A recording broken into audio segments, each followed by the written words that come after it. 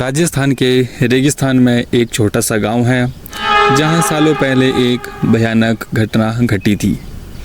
कहानी एक किसान अवधूत की है जो अपनी ईमानदारी और शांत स्वभाव के लिए जाना जाता था। लेकिन एक दिन अचानक उसका व्यवहार बदल गया। वह बहुत ही अजीब सी हरकतें करने लगा। रात में चीखता चिल्लाता और बेतुकी बातें करने लगा। गांव के लोगों को लगा कि अवधूत पर किसी भूत प्रेत का साया है, तो वे उसे तांत्रिकों के पास ले गए। लेकिन इससे कोई फ़ायदा नहीं हुआ। अवधूत की हालत लगातार बिगड़ती चली गई।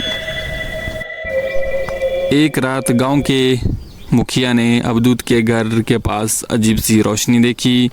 वह घर के पास गया और झांक कर देखा तो अवधूत ज़मीन पर बेसुध पड़ा था। उसके ऊपर एक काला साया लटका हुआ था जिसकी आंखें लाल थी और मुंह से भयानक आवाज़ें निकल रही थी। मुखिया डर के मारे वहां से भाग गया। सुबह होने पर ग्रामीणों ने अवधूत को मृत पाया। उसका चेहरा डर से सना हुआ था। माना जाता है कि उस रात काला साया अवधूत को अपने साथ ले गया।